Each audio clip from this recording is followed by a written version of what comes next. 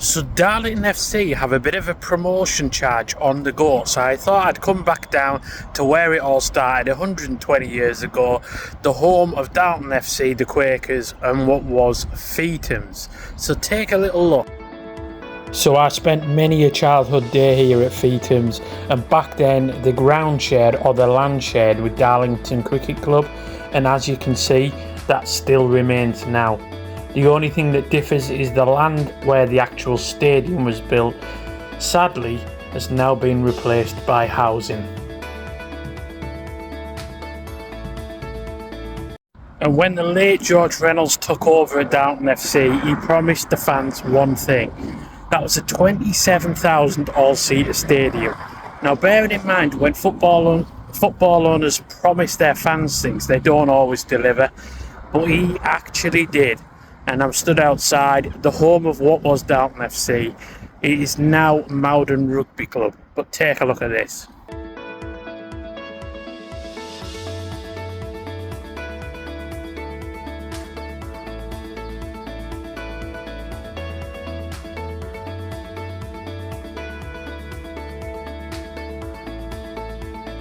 Now the problem George Reynolds had is when he was trying to build this, he had a feud with Darlington Council, which I think had ran on years previous to that, and they made it hard for him, but he got there in the end. It took years of battles, but he did move Darlington Football Club into this arena.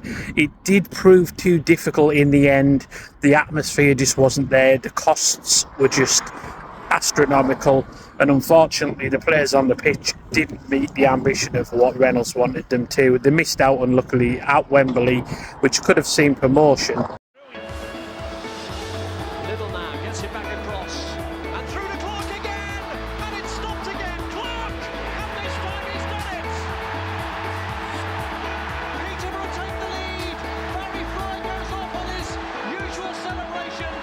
And now I'm outside of Blackwell Meadows, and this is where the story continues. So Darlington FC currently ground share with Darlington Rugby Club. A ground that, if they get promotion, will it be big enough? Will they have the facilities that they require? Will there be work to be done to improve, to ensure that they can stay in the National League? Time will tell on that one. It doesn't look like a ground hunt is happening anytime soon, so I imagine for the foreseeable future this is where they're going to be.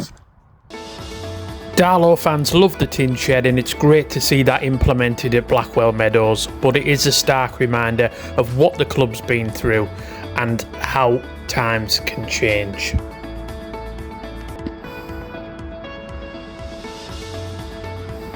So with the season drawing to a close, it's going to be interesting to see if Darlington can hold on, secure that playoff spot, and who knows, the glory days might return and Darlington might get back into the National League, which will be one league lower than League Two, the promised land for Darlington Football Club.